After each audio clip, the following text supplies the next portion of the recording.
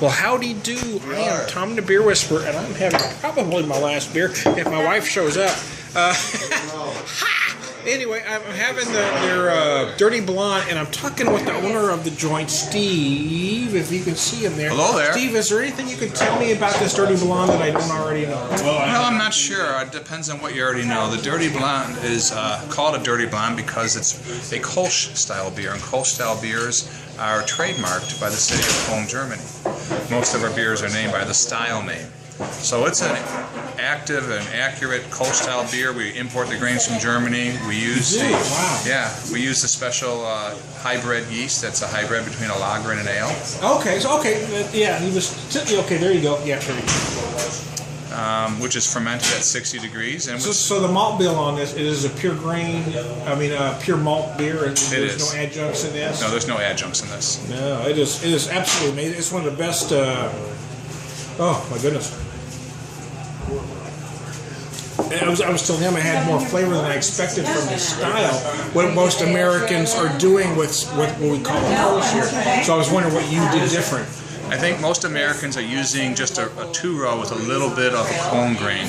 We use about 80% grain from Cologne, Germany. Okay. We have passports. So that adds a lot to it. Right out here. And you've been in business here for how long?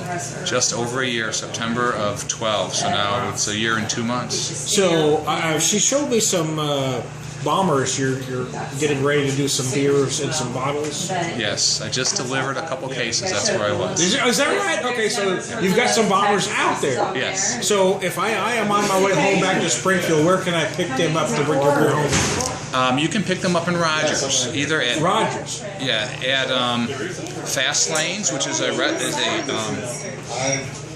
bowling alley.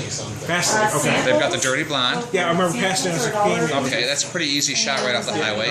Or if you're up a little further north on Hudson, which is 62, we're at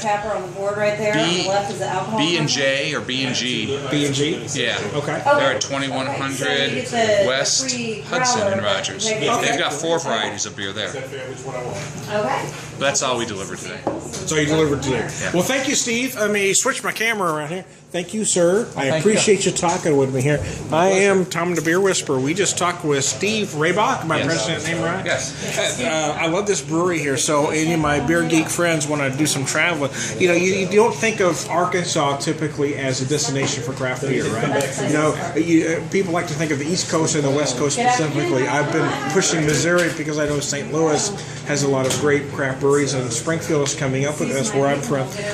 But you've got a couple good ones out here. So well, I love Mother's up in Springfield. I was fortunate enough to help him guest brew one day, and we have the same equipment. Oh, do you really? Same I didn't know that. manufacturer, So I'm glad you said that. And Jeff Schrag up there, Yeah, all American-made equipment, so we love it. Nice. Okay. Well, thanks. Thank you for indulging me here. I'm Tom the Beer Whisperer. I'm getting out of here.